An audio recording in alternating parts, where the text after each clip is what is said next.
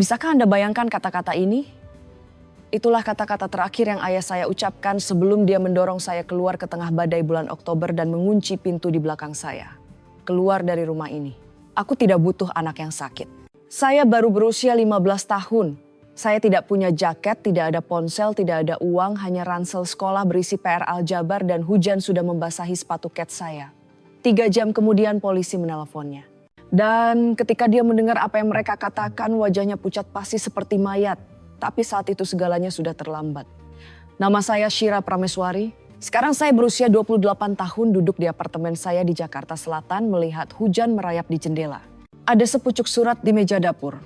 Tulisan tangan gemetar di kertas murahan dari panti jompo. Setelah 13 tahun keheningan, ayah ingin bertemu saya. Katanya dia sekarat. Katanya dia menyesal. Lucunya tentang hujan selalu membawa saya kembali ke malam itu. 14 Oktober 2011. Saya ingat pulang sekolah seperti hari Selasa biasa. Ransel di salah satu bahu pikiran penuh tentang ulangan kimia yang baru saja saya kerjakan dengan baik. Saya memikirkan makan malam PR tentang poster band yang ingin saya beli dengan uang ulang tahun, hal-hal normal anak berusia 15 tahun. Saya sama sekali tidak tahu bahwa dalam waktu kurang dari 2 jam saya akan berjalan sendirian di tengah badai yang membekukan bertanya-tanya apakah saya akan selamat malam itu. Saat saya melangkah melewati pintu depan, saya tahu ada yang salah. Ayah Pak Bimo berdiri di ruang tamu tampak seperti gunung berapi yang akan meledak. Wajahnya merah padam. Tangannya gemetar dan dia memegang segenggam uang tunai di satu tangan dan botol pil kosong di tangan lainnya. Kakak saya Karin berdiri tepat di belakangnya. Dia berusia 19 tahun, 4 tahun lebih tua dari saya dan dia memasang ekspresi khawatir sedih dan patah hati gambaran sempurna seorang kakak yang berbakti yang baru saja menemukan sesuatu yang mengerikan tentang adik kecilnya. Tapi saya melihat matanya. Saya menangkap kedipan kecil yang tidak bisa dia sembunyikan sepenuhnya kepuasan. Ibu tiri kami, Bu Ratih, berdiri di ambang pintu dapur melipat tangan bibir terkatup rapat sama sekali tidak mengatakan apa-apa. Itu keahliannya. Diam saat hal buruk terjadi. Ayah bahkan tidak mengizinkan saya meletakkan ransel. Dia mulai berteriak seolah saya telah membakar rumah. Dia bilang saya telah mencuri dari dompetnya selama berbulan-bulan. Dia bilang saya membeli pil menyembunyikannya di kamar saya. Dia bilang Karin telah menemukan buktinya. Uang tunai diselipkan di laci lemari saya. Botol-botol pil di lemari pakaian. Pesan teks yang membuktikan bahwa saya berbicara dengan pengedar narkoba. Saya mencoba menjelaskan. Saya mencoba memberitahunya bahwa saya tidak pernah menyentuh dompetnya. Tidak pernah melihat pil itu. Bahkan tidak tahu apa yang dia bicarakan. Tapi kata-kata itu tercekat di tenggorokan saya karena saya menyadari sesuatu yang mengerikan. Dia tidak mendengarkan. Pikirannya sudah bulat. Karin menghabiskan sepanjang hari untuk mempersiapkannya memberinya kebohongan seperti racun yang dibungkus gula. Dia berdiri di sana tampak hancur mengatakan kepadanya bahwa dia sudah berusaha keras untuk membantu saya. Mencoba membuat saya berhenti. Dia bilang dia tidak ingin memberitahunya, tapi dia tidak tahan melihat adik perempuan yang menghancurkan dirinya sendiri lagi. Itu adalah penampilan yang luar biasa, layak mendapatkan piala, dan ayah menelan setiap kata seolah itu adalah kebenaran Injil. Dia mencengkeram lengan saya cukup keras hingga meninggalkan memar dan menyeret saya menuju pintu depan. Ransel saya ada di sana tempat saya menjatuhkannya. Dia mengambilnya dan melemparkannya ke dada saya begitu keras hingga saya tersandung ke belakang. Kemudian dia membuka pintu. Hujan sudah turun deras. Guntur bergemuruh di suatu tempat di kejauhan. Suhunya telah turun drastis sejak pagi itu. Dan ayah menatap mata saya dan mengucapkan kata-kata itu lagi. Keluar dari rumah ini. Aku tidak butuh anak yang sakit. Dia mendorong saya ke teras. Pintu dibanting. Kunci ganda berbunyi klik. Dan begitu saja pada usia 15 tahun saya menjadi tunawisma. Saya berdiri di teras itu mungkin selama 5 menit benar-benar beku. Bukan karena dingin meskipun itu akan datang, tapi karena terkejut. Saya terus menunggu pintu terbuka lagi. Menunggu seseorang untuk mengatakan, ini semua salah paham besar. Tidak ada yang datang. Ponsel saya ada di meja kamar tidur saya. Saya tidak diizinkan mengambil apapun kecuali apa yang sudah ada di tangan saya. Ransel saya berisi buku pelajaran setengah batang sereal yang sudah dimakan dan sama sekali tidak ada yang berguna untuk bertahan hidup di luar rumah malam itu. Tidak ada jaket, tidak ada uang, tidak ada cara untuk meminta bantuan. Saya mulai berjalan. Saya tidak membuat keputusan sadar kemana harus pergi. Tubuh saya hanya bergerak secara otomatis menuju satu-satunya tempat aman yang saya tahu, rumah Oma Siti sekitar 7 km jauhnya. Ibu dari ibu saya. Satu-satunya orang yang selalu memandang saya seolah saya penting. 7 kilometer kedengarannya tidak banyak ketika Anda mengemudi. Ketika Anda berjalan di tengah hujan yang membekukan dengan sepatu kets kanvas tanpa jaket, jaraknya terasa seperti 700 kilometer. Jalan raya membentang di depan saya. Gelap dan licin oleh hujan. Mobil-mobil melintas tanpa melambat. Saya hanyalah bayangan di pinggir jalan, sosok yang tidak ingin dilihat orang terlalu dekat. Setelah kilometer pertama, pakaian saya basah kuyup hingga ke kulit. Setelah kilometer kedua, saya tidak bisa merasakan jari-jari saya lagi. Setelah kilometer ketiga, gigi saya bergemeletuk sangat keras hingga saya pikir mereka akan retak. Tapi saya terus berjalan. Apalagi yang bisa saya lakukan, kembali dan memohon ayah untuk mempercayai saya. Pikirannya sudah bulat, saya tidak punya tempat lain untuk pergi selain maju. Satu langkah mati rasa pada satu waktu. Hal tentang hipotermia adalah Anda tidak menyadari hal itu terjadi sampai hampir terlambat. Tubuh Anda mulai mati sepotong demi sepotong, dan otak Anda menjadi kabur dan tiba-tiba duduk sebentar saja terasa seperti ide terbaik di dunia. Istirahat sejenak hanya sampai Anda menarik napas. Saya berjalan sejauh 4 kilometer sebelum kaki saya menyerah. Ada sebuah kotak pos di depan. Saya ingat berpikir saya akan bersandar padanya sebentar, menarik napas, lalu saya akan terus berjalan. Rumah Oma hanya 3 kilometer lagi, saya bisa melakukannya. Tapi lutut saya tertekuk sebelum saya sampai di sana.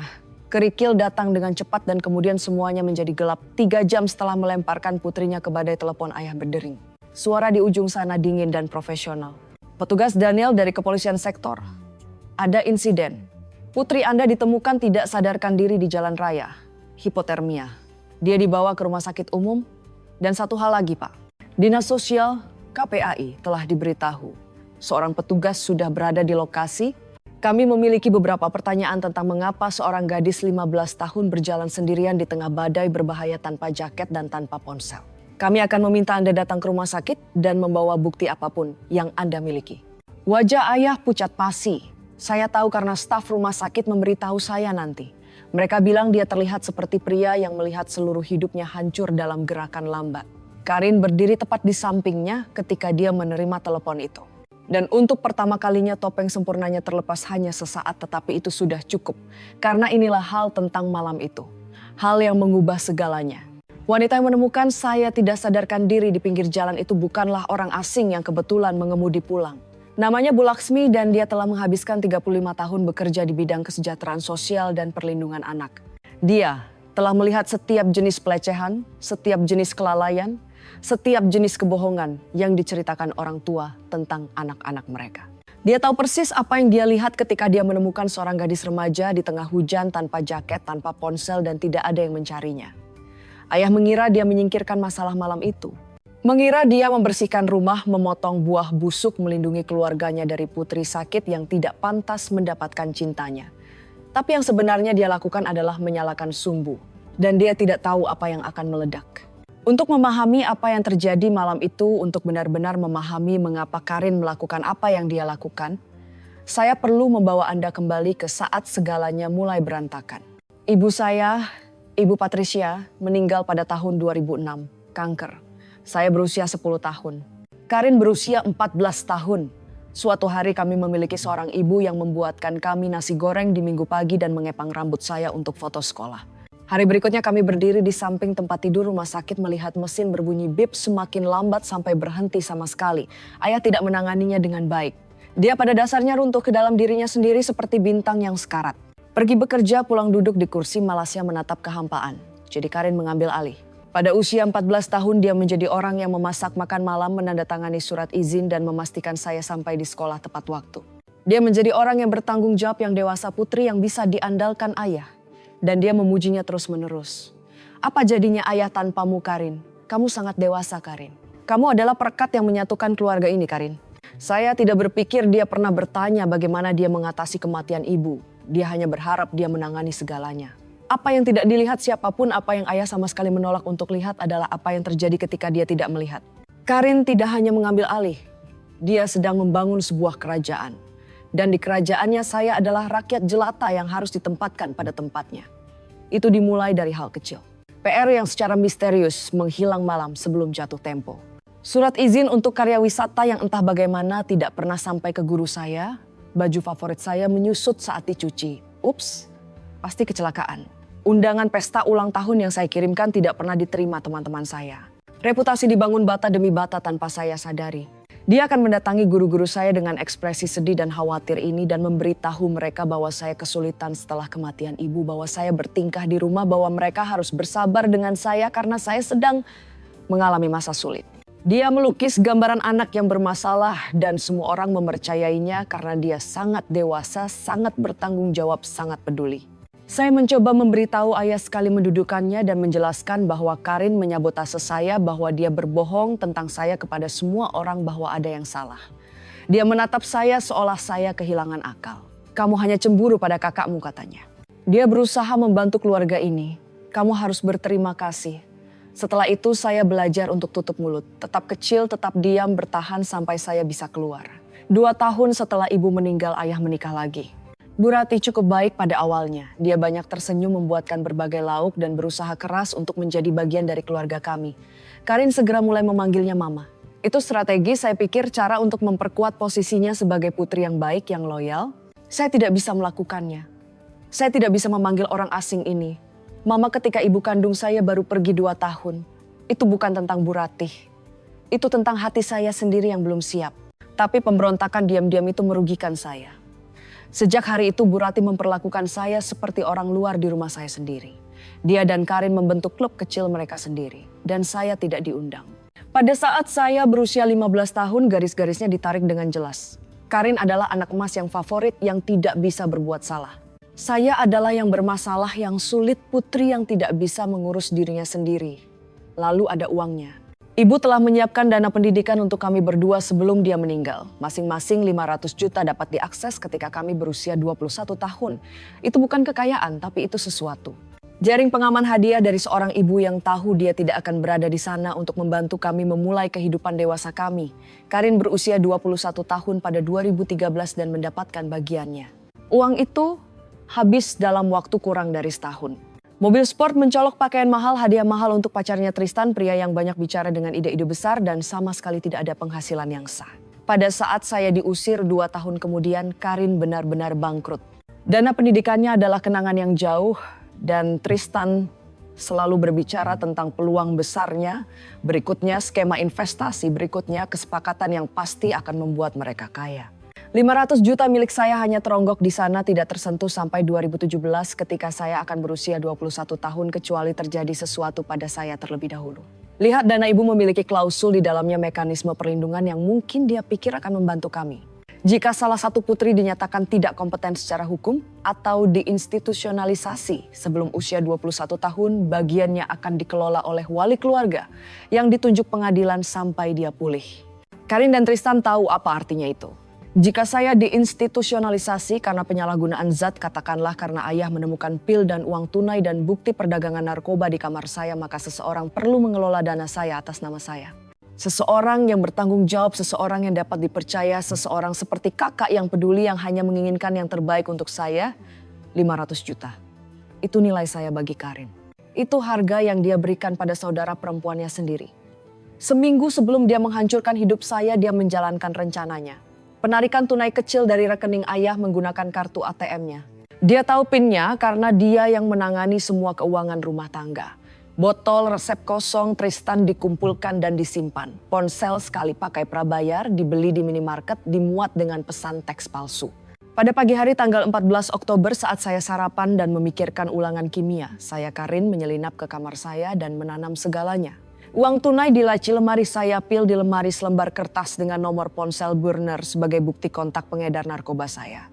Kemudian dia mendatangi ayah dengan air mata di matanya dan memberitahunya bahwa putri bungsunya memiliki rahasia yang mengerikan. Dia mempercayai setiap kata. Mengapa tidak Karin menghabiskan 9 tahun menjadi putri yang sempurna, yang bertanggung jawab, yang tidak pernah berbohong. Dan saya menghabiskan 9 tahun dicap sebagai yang bermasalah bahkan sebelum saya tahu potret itu ada. Pada saat saya berjalan melewati pintu depan itu, sepulang sekolah persidangan saya sudah berakhir. Putusannya adalah bersalah dan hukumannya adalah pengasingan. Begitulah cara saya berakhir di jalan raya di tengah hujan Oktober, berjalan menuju rumah oma saya seolah itu adalah satu-satunya cahaya yang tersisa di dunia. Tapi Karin telah membuat satu kesalahan kecil dalam rencana sempurnanya. Dia tidak memperhitungkan Bu Laksmi. Saya tidak ingat banyak tentang pingsan, hanya kerikil yang menggigit telapak tangan saya dan kemudian tidak ada.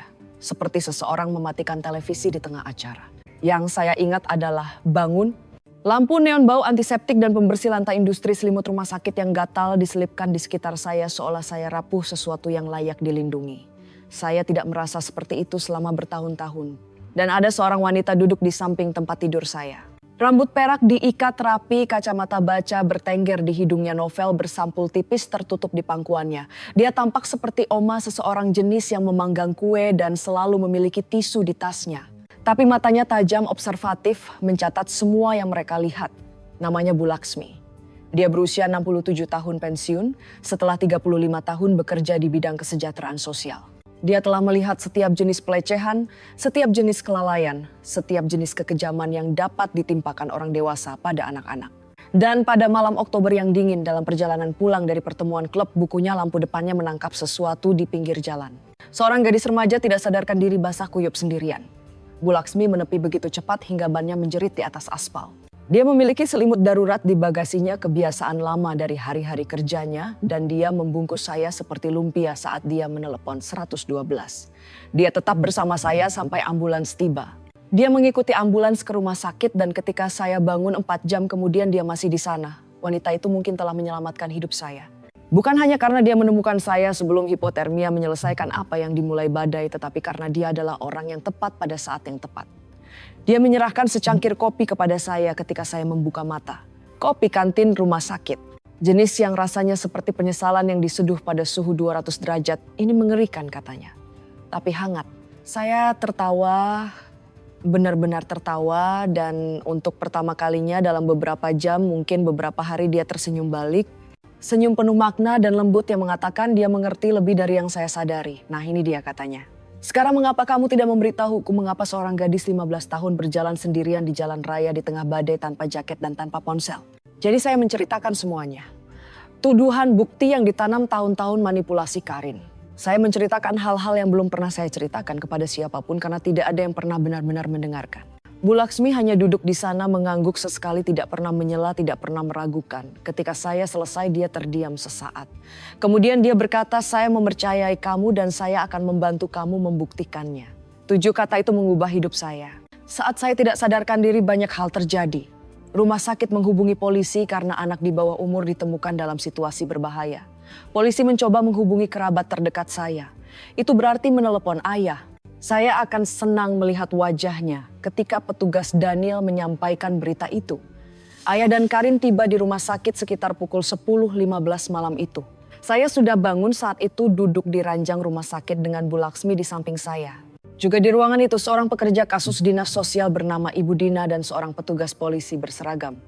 Bukan sambutan yang ayah harapkan. Dia tampak terguncang, belum bersalah, baru kesal dan bingung. Seolah ini semua adalah ketidaknyamanan besar. Karin tepat di belakangnya dan untuk pertama kalinya dalam hidup saya melihat dia terlihat gugup.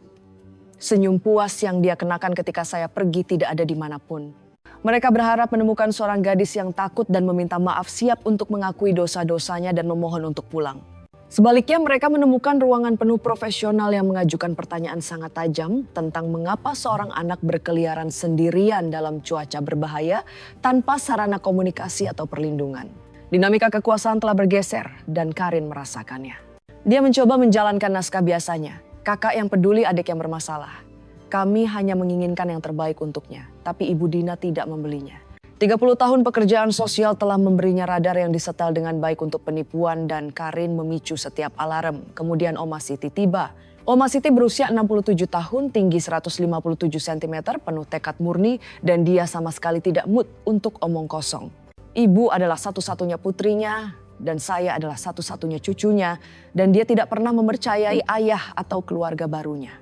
Dia tinggal 40 menit dari rumah sakit. Dia berhasil tiba dalam 25 menit.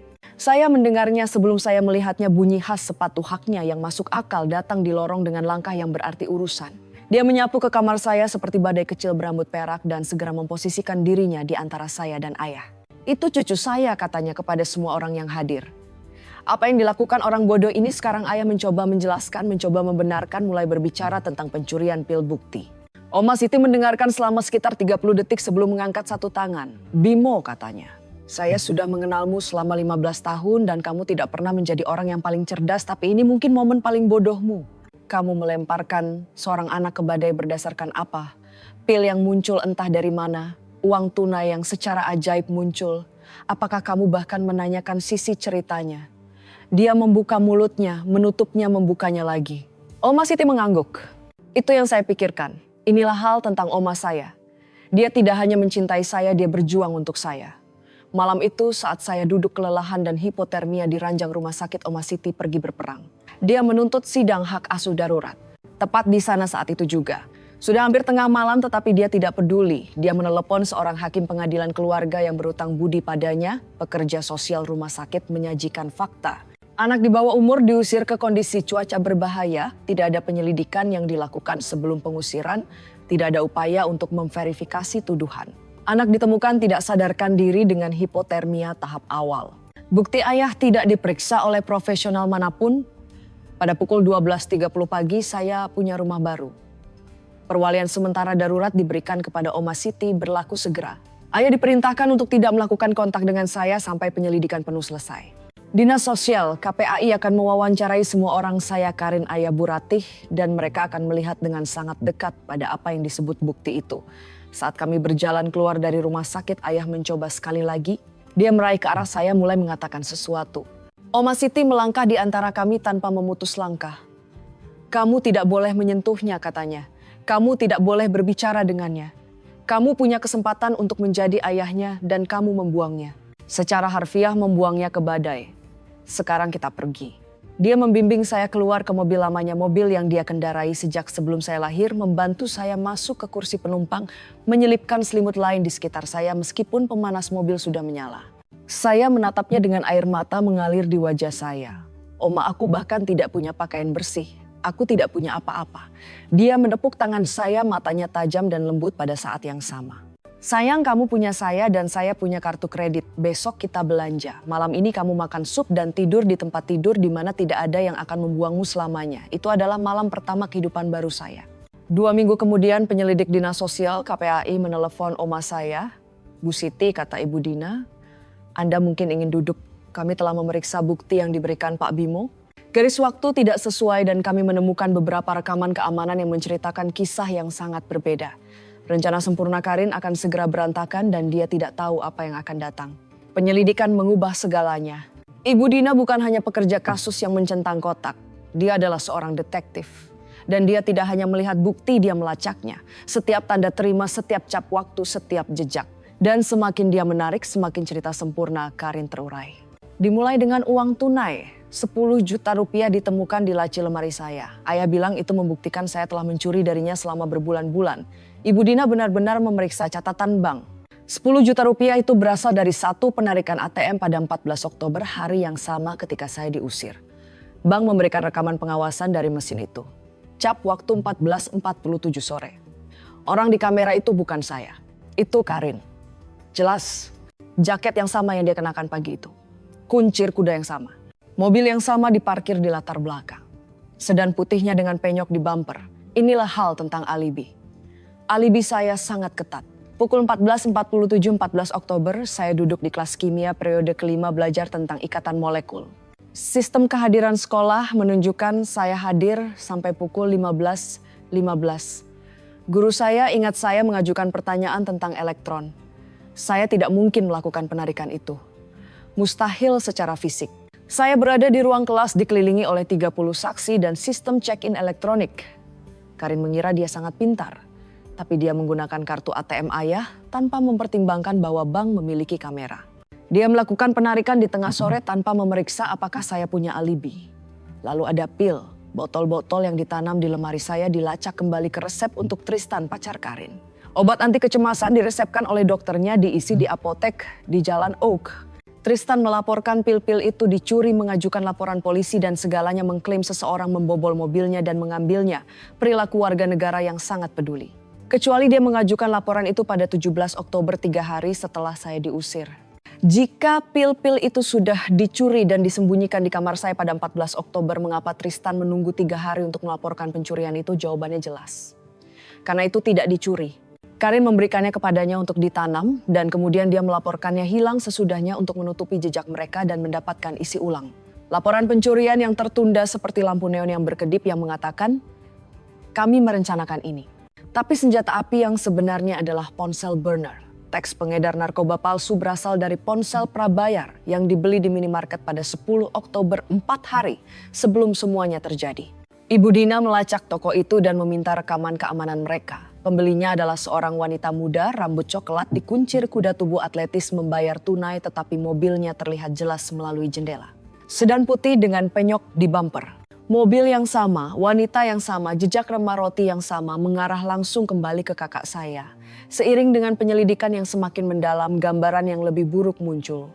Ibu Dina mulai menggali keuangan keluarga kami, khususnya cek yang ditulis di rekening ayah selama 2 tahun terakhir. Apa yang dia temukan membuat 10 juta rupiah itu terlihat seperti uang receh. Seseorang telah memalsukan cek atas nama ayah selama hampir 2 tahun. Jumlah kecil pada awalnya 500.000 di sini 1 juta rupiah di sana, tetapi mereka bertambah. Tanda tangannya dekat tetapi tidak sepenuhnya benar. Uang itu masuk ke rekening yang terhubung dengan Tristan dan berbagai usaha bisnisnya. Jumlah total yang dicuri tepat di bawah 200 juta rupiah. Karin tidak hanya menjebak saya.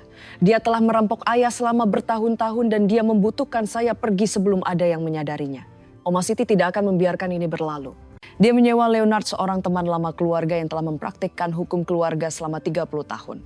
Leonard segera mengajukan permohonan perwalian permanen. Dia juga mengajukan gugatan perdata terhadap Karin untuk penipuan, tekanan emosional dan apapun yang bisa dia lakukan.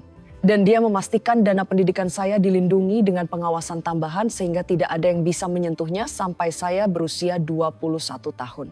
Tahun itu mengajarkan saya sesuatu yang saya bawa sampai sekarang.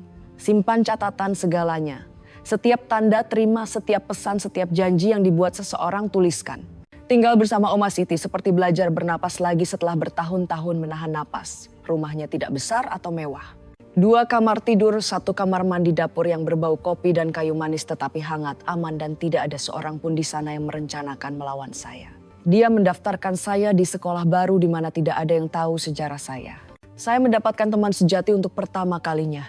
Orang-orang yang menyukai saya apa adanya. Saya mulai menemui konselor, akhirnya memproses tahun-tahun manipulasi yang telah saya serap tanpa menyadarinya. Sementara itu dunia ayah hancur. Penyelidikan dinas sosial menempatkan seluruh rumah tangga di bawah mikroskop. Pak Bimo diinterogasi beberapa kali, setiap sesi membuatnya semakin lelah dan bingung. Bagaimana dia melewatkan begitu banyak, bagaimana dia begitu buta. Karin sangat marah. Tidak menyesal, tidak pernah menyesal, hanya marah karena rencananya gagal. Dia menyalahkan semua orang kecuali dirinya sendiri. 1 bulan sebelum sidang pengadilan, sesuatu yang tidak terduga terjadi. Tristan ditangkap di luar negeri karena menjalankan skema investasi yang sama di 3 negara berbeda. Dia menghadapi tuduhan federal yang serius. Pengacaranya menelepon keesokan harinya. Tristan siap bekerja sama, siap membuat kesepakatan, siap mengatakan yang sebenarnya tentang segalanya termasuk pacarnya Karin dan apa yang dia lakukan pada adik perempuannya. Dinding-dinding menutup dan Karin tidak punya tempat lagi untuk lari. Pernyataan tertulis Tristan panjang. Dia mengonfirmasi segalanya. Rencana untuk menjebak saya adalah ide Karin sejak awal. Dia telah mencuri dari ayah selama hampir 2 tahun. Ketika dia menyadari pencuriannya semakin sulit disembunyikan, dia memutuskan dia membutuhkan kambing hitam. Kambing hitam itu adalah saya. Tristan menulis semuanya. Sesi perencanaan botol pil yang dia berikan, ponsel burner yang dibeli Karin pagi hari, dia menanam bukti di kamar saya. Dia bahkan menyertakan pesan teks di antara mereka dari hari-hari menjelang 14 Oktober. Pesan yang membuktikan ini bukan impulsif. Itu dihitung, direncanakan dan dingin. Garis terakhirnya tetap bersama saya. Karin bilang adiknya bukan siapa-siapa yang tidak akan melawan. Dia salah. Maret 2012 pengadilan anak. Saya sudah tinggal bersama Oma Siti selama 5 bulan saat itu. Saya telah mendapatkan berat badan jenis yang baik, jenis yang datang dari makanan teratur dan tidur yang sebenarnya. Saya masuk daftar kehormatan di sekolah baru saya. Saya mulai ingat bagaimana rasanya menjadi remaja normal. Tapi berjalan ke ruang sidang itu saya merasa 15 tahun lagi, takut dan kecil dan bertanya-tanya apakah ada yang akan mempercayai saya. Oma Siti meremas tangan saya. Leonard mengangguk meyakinkan dan Bu Laksmi ada di sana juga duduk di galeri mengenakan kacamata baca yang sama dan ekspresi tajam yang sama yang dia miliki malam dia menemukan saya. Sidang seharusnya tentang perwalian hal-hal sederhana membuat hak asuh sementara Oma menjadi permanen. Tapi itu berubah menjadi sesuatu yang jauh lebih besar. Jaksa penuntut umum terlibat. Dengan pengakuan Tristan dan bukti yang dikumpulkan, Ibu Dina ini bukan lagi hanya masalah pengadilan keluarga. Ada tuntutan pidana di atas meja. Karin duduk di sisi lain ruang sidang dengan pembela umum yang baru dia temui 1 jam sebelumnya. Dia terlihat lebih kecil dari yang saya ingat, lebih pucat. Anak emas yang percaya diri yang telah mengendalikan rumah tangga kami selama 1 dekade sekarang terlihat seperti apa adanya seorang wanita muda yang takut yang kebohongannya akhirnya mengejarnya. Ayah duduk sendirian di galeri, Bu Ratih menolak datang. Dia tampak seperti telah menua 10 tahun dalam 5 bulan. Bukti disajikan secara sistematis, profesional, menghancurkan rekaman ATM yang menunjukkan Karin melakukan penarikan. Catatan kehadiran sekolah saya yang membuktikan saya berada di kelas kimia pada waktu yang tepat itu. Catatan apotek yang menunjukkan laporan pencurian Tristan yang tertunda dengan nyaman. Rekaman keamanan dari minimarket yang menunjukkan Karin membeli ponsel burner. 2 tahun cek palsu berjumlah 200 juta rupiah. Dan pengakuan Tristan dibacakan ke dalam catatan kata demi kata. Ketika giliran Karin untuk bersaksi, dia mencoba mempertahankan ceritanya. Jaksa penuntut tidak tertarik. Nona Karin katanya menunjukkan foto ATM. Apakah ini Anda di bank pada 14 Oktober pukul 14.47 sore? Karin menelan ludah. Dia melihat gambar dirinya sejelas siang hari. Saya mengambil uang untuk bahan makanan. Bahan makanan. Jaksa mengangguk perlahan. 10 juta rupiah tunai untuk bahan makanan. Dan Anda tidak menyebutkan penarikan ini kepada ayah Anda ketika Anda menuduh adik Anda mencuri jumlah yang sama di hari yang sama keheningan. Hakim Patricia memiliki reputasi 30 tahun. Dia telah melihat pertempuran hak asuh yang buruk, perceraian yang pahit, keluarga yang tercabik-cabik oleh kebohongan dan uang dan kesombongan. Tapi saya pikir bahkan dia terganggu oleh apa yang dia dengar. Kata-katanya memotong ruang sidang seperti pisau. Pak Bimo, kepercayaan bukanlah alasan untuk kelalaian. Anda mengusir seorang anak di bawah umur ke kondisi cuaca berbahaya berdasarkan tuduhan yang tidak diverifikasi. Anda tidak melakukan upaya untuk menyelidiki. Anda memilih satu putri di atas yang lain tanpa bukti, tanpa alasan, tanpa penilaian orang tua. Dasar itu bukan mengasuh anak. Itu adalah penelantaran. Hukuman Karin datang keras. Penipuan pencurian mengajukan pernyataan palsu kepada penegak hukum membahayakan anak. Pembela umumnya menegosiasikan kesepakatan pembelaan untuk menghindari persidangan penuh. 2 tahun hukuman ditangguhkan, 5 tahun masa percobaan diawasi, 200 jam pelayanan masyarakat, restitusi penuh semua dana yang dicuri 200 juta rupiah dari ayah dan 10 juta rupiah yang dia tanam untuk menjebak saya. Pengadilan juga mengeluarkan perintah penahanan permanen. Karin tidak diizinkan menghubungi saya secara langsung atau tidak langsung untuk alasan apapun. Jika dia datang dalam jarak 150 meter dari saya, dia akan langsung masuk penjara. Dan inilah bagian yang akan mengikutinya selamanya. Hukuman kejahatan permanen pada catatannya. Tidak ada lagi pekerjaan di bidang keuangan, tidak ada posisi yang melibatkan uang atau kepercayaan. Ayah kehilangan hak perwalian secara permanen. Dia diperintahkan untuk membayar terapi dan biaya pendidikan saya sampai saya berusia 21 tahun. Hakim menoleh kepada saya pada akhirnya. Nona Shira, katanya. Anda telah menunjukkan ketahanan yang luar biasa dalam menghadapi kekejaman yang luar biasa. Pengadilan memberikan hak asuh permanen penuh kepada nenek Anda, Oma Siti. Dana pendidikan Anda akan tetap dilindungi sampai Anda mencapai usia 21 tahun. Dan saya sungguh berharap Anda memiliki masa depan yang lebih baik daripada masa lalu Anda. Saat kami berjalan keluar dari gedung pengadilan, ayah mencoba sekali lagi untuk mendekati saya. Sayang, dia memulai. Ayah, Oma Siti melangkah di antara kami tanpa memutus langkah. Suaranya sedingin es. Kamu tidak boleh memanggilnya begitu lagi. Kamu kehilangan hak itu ketika kamu melemparkannya ke badai. Kami pergi. 13 tahun kemudian sebuah surat tiba. Oktober 2024. Saya berusia 28 tahun sekarang. Dan hidup saya tidak terlihat seperti yang saya bayangkan ketika saya berusia 15 tahun. Saya tinggal di Jakarta. Apartemen indah dengan pemandangan kota. Saya adalah direktur pemasaran di perusahaan teknologi. Gaji bagus, tunjangan bagus, orang-orang baik. Saya bekerja keras dari magang dan setiap promosi terasa seperti langkah lain menjauh dari siapa saya dulu. Dan saya bertunangan. Namanya Haris. Dia adalah perawat anak yang memberitahu Anda banyak hal yang perlu Anda ketahui tentang hatinya. Kami bertemu di acara amal 2 tahun lalu. Kami akan menikah di musim semi. Hidup itu baik. Hidup benar-benar sungguh sangat baik. Kemudian surat itu tiba. Itu datang ke alamat oma saya. Oma Siti masih tinggal di rumah yang sama, masih tajam seperti biasa di usia 80 tahun, masih mengikuti 3 aturannya. Saya membuka surat itu di meja dapur Oma dengan secangkir kopi yang menjadi dingin di tangan saya. Kepada Shira yang kukasihi, ayah tahu ayah tidak pantas meminta apapun darimu. Ayah tahu kamu punya setiap alasan untuk membuang surat ini tanpa membacanya. Tapi ayah meminta tetap karena ayah tidak punya banyak waktu lagi dan ayah perlu mengatakan ini sebelum ayah pergi. Ayah di panti jompo Maple Grove sekarang. Ayah kena stroke 2 tahun lalu, sisi kiri tidak berfungsi dengan baik lagi. Ratih sudah lama pergi. Mengambil setengah dari segalanya dan pindah ke Bali dengan seorang akuntan yang dia temui secara online. Karin datang menemui ayah minggu lalu.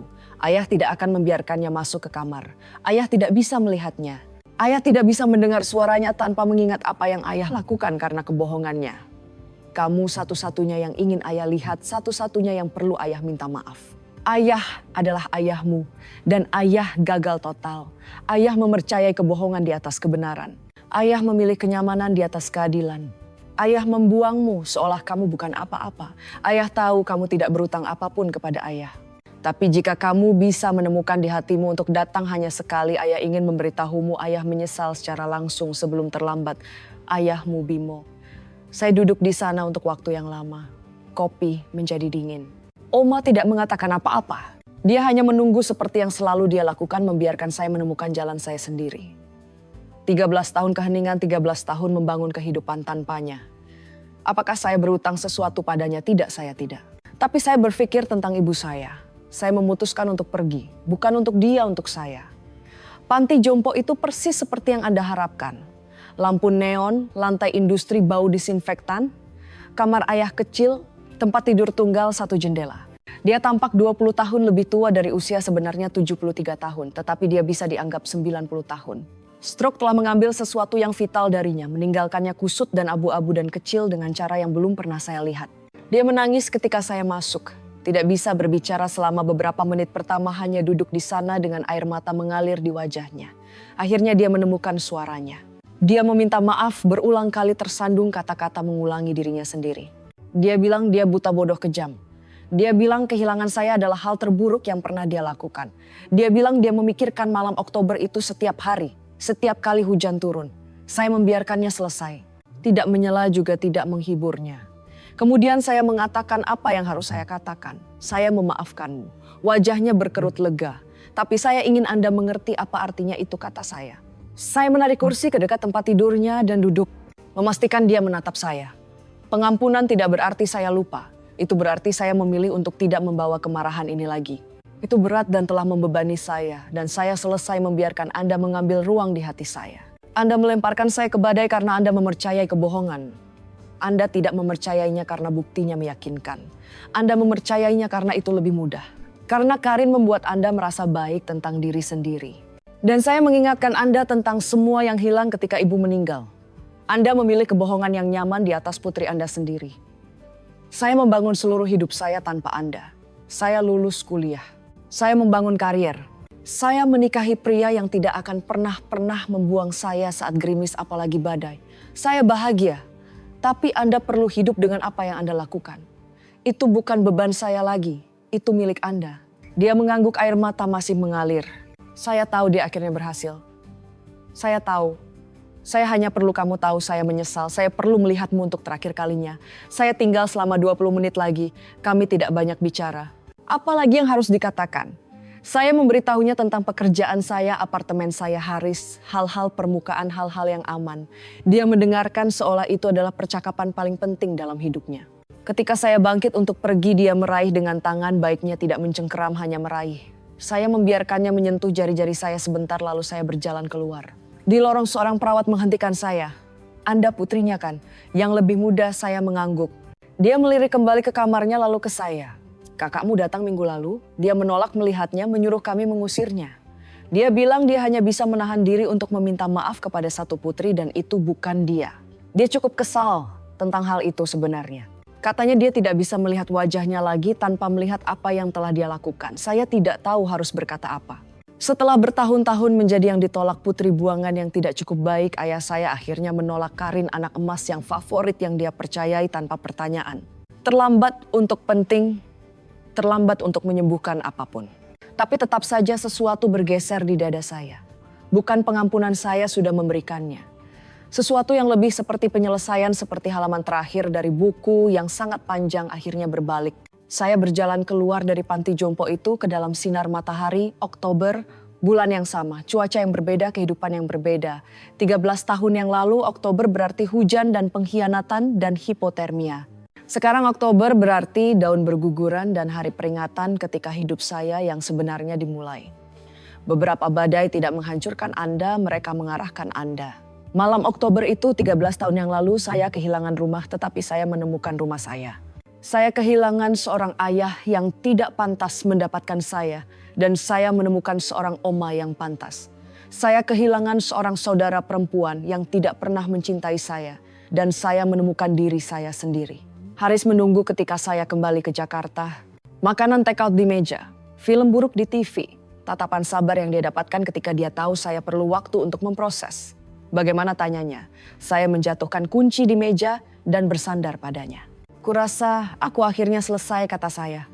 Kurasa aku bisa melepaskannya sekarang. Dia memeluk saya dan tidak mengajukan pertanyaan lagi. Itulah hal tentang Haris. Dia tahu kapan harus mendorong dan kapan harus berada di sana. Itu salah satu dari sekitar 1000 alasan saya menikahinya. Musim semi mendatang kami akan mengadakan pernikahan di rumah Oma. Upacara kecil teman dekat makanan enak. Oma Siti sudah merencanakan menunya. Di suatu tempat di luar sana, Karin bekerja shift malam dan bertanya-tanya kemana hidupnya salah. Ayah saya berada di panti jompo sendirian dengan penyesalannya. Ratih ada di Bali berpura-pura tidak ada di antara kami yang pernah ada. Tapi saya di Jakarta. Saya punya karier yang saya peroleh pasangan yang mencintai saya seorang oma yang mungkin akan hidup lebih lama dari kita semua melalui keras kepala murni. Jika cerita ini menyentuh Anda atau jika Anda pernah merasa sendirian dalam menghadapi ketidakadilan, bagikan pemikiran Anda di kolom komentar di bawah. Pelajaran apa yang Anda ambil dari kisah Shira? Jangan lupa untuk like dan subscribe untuk lebih banyak cerita tentang ketahanan dan harapan.